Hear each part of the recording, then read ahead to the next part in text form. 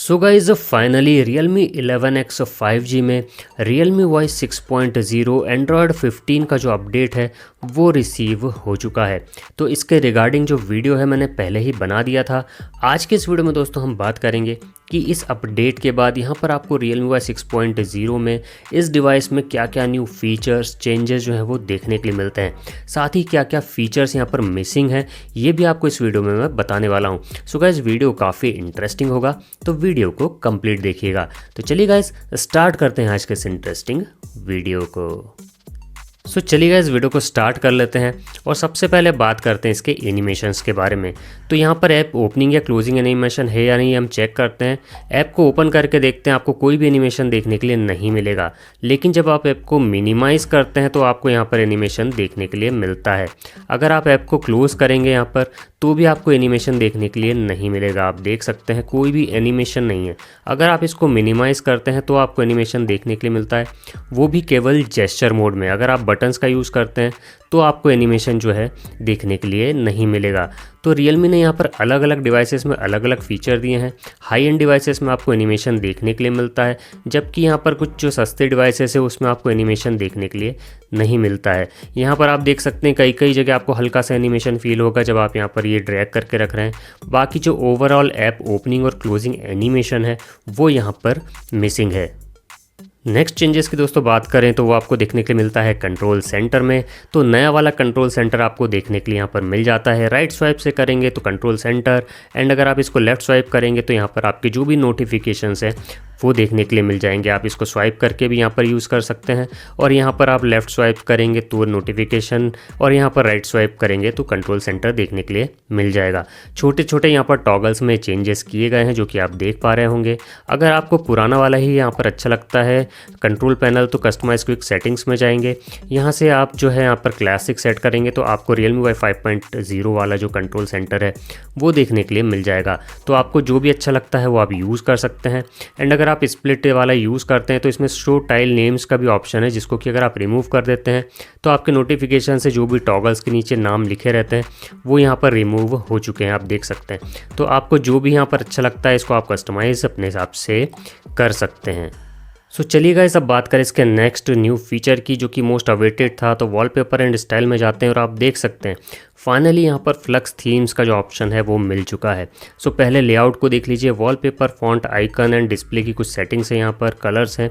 ये सेटिंग्स है यहाँ पर। एंड अगर आप देखेंगे मोर थीम्स में जाके तो यहाँ पर आप देख सकते हैं फ्लक्स थीम्स में केवल 3 कैटेगरी जो है वो यहाँ पर देखने के लिए मिल रही है।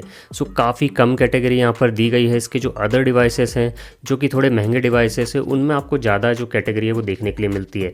जैसे मैं एक और डिवाइस आपको यहाँ पर दिखा देता हूँ, Realme 12 Pro भी है।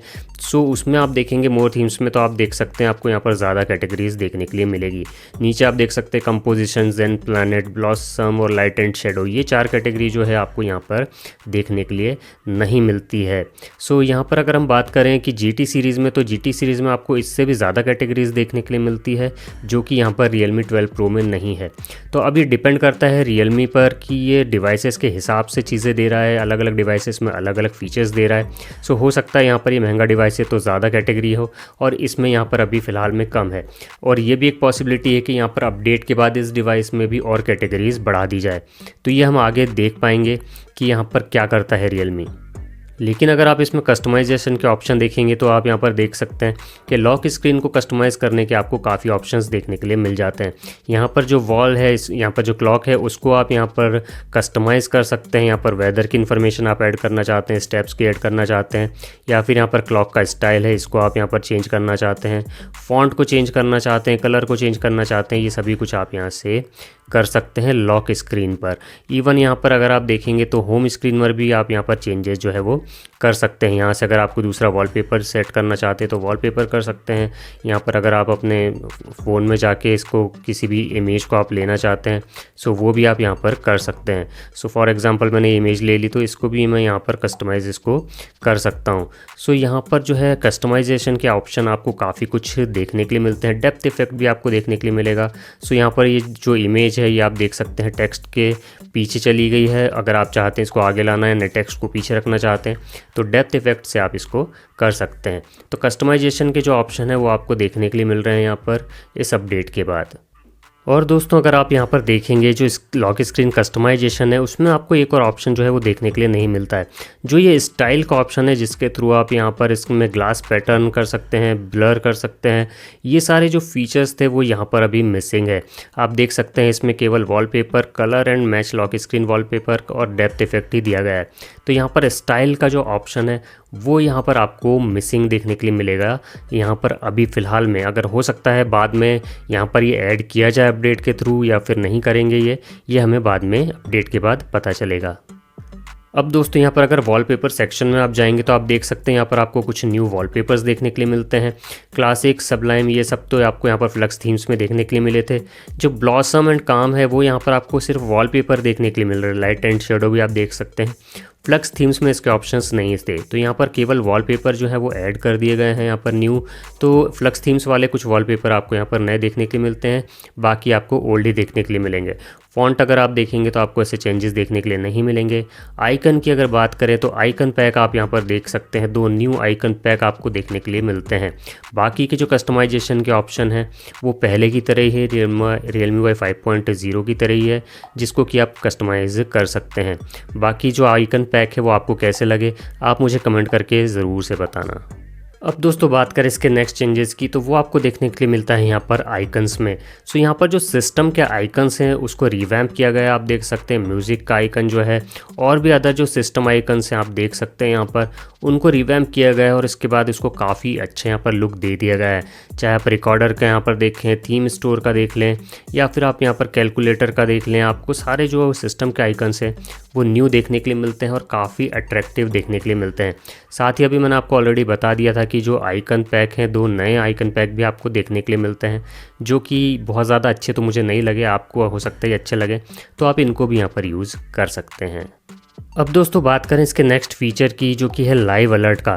तो यहाँ पर आपको दोस्तों लाइव अलर्ट का जो ऑप्शन है वो तो देखने के लिए नहीं मिलता है, लेकिन यहाँ पर Realme ने Realme लैब में मिनी कैप्सूल का जो ऑप्शन है वो आपको ज़रूर यहाँ पर प्रोवाइड कर दिया है।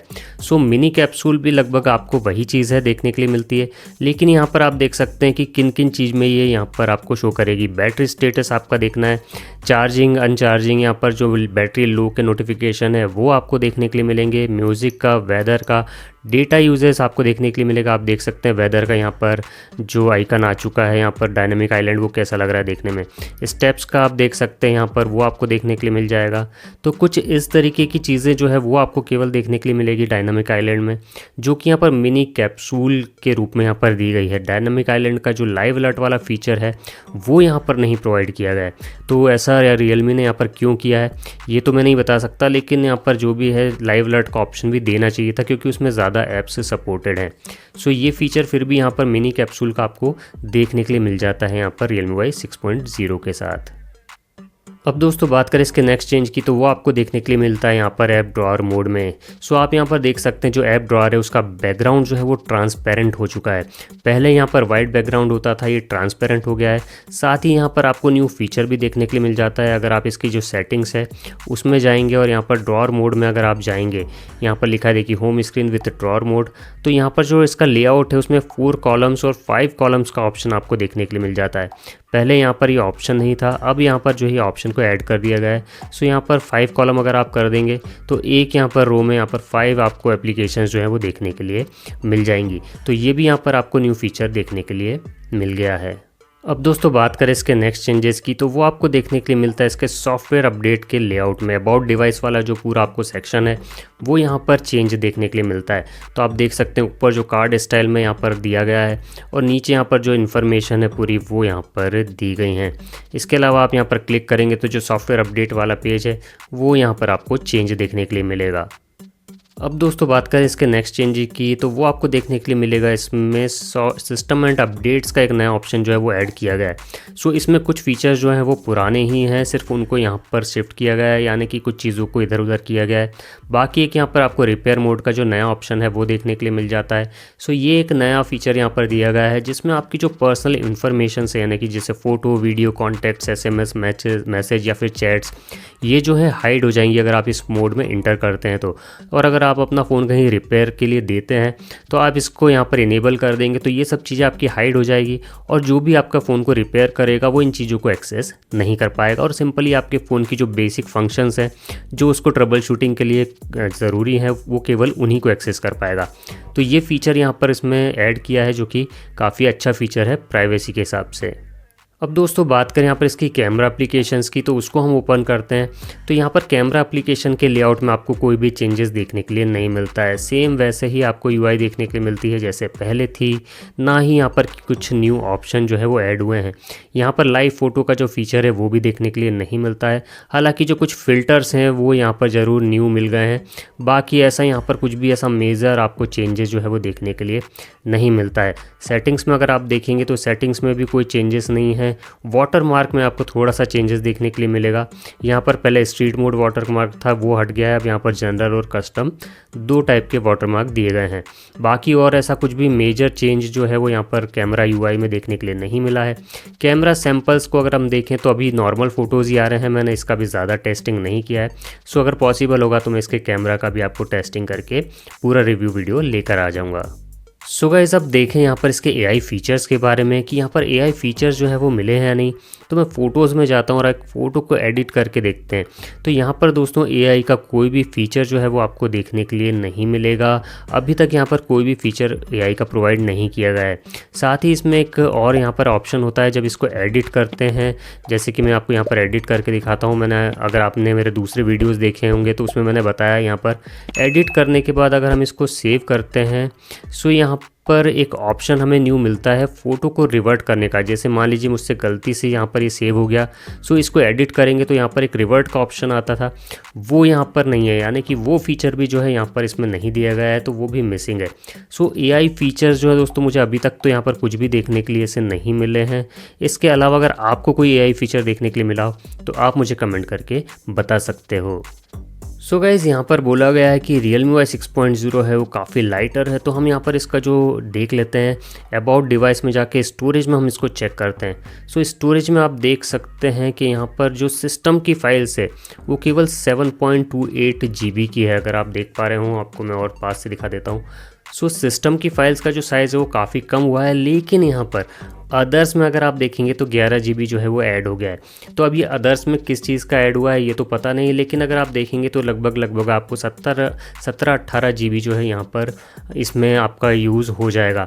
सो यहाँ पर सिस्टम का जो साइज़ है वो ज़रूर कम हुआ है, लेकिन यहाँ पर अदर्स में बढ़ गया है। बाकी आप यहाँ पर स्टोरेज देख सकते हैं पहले की तरह ही है, इसमें कोई भी ऐसा चेंजेस देखने के लिए नहीं मिला है।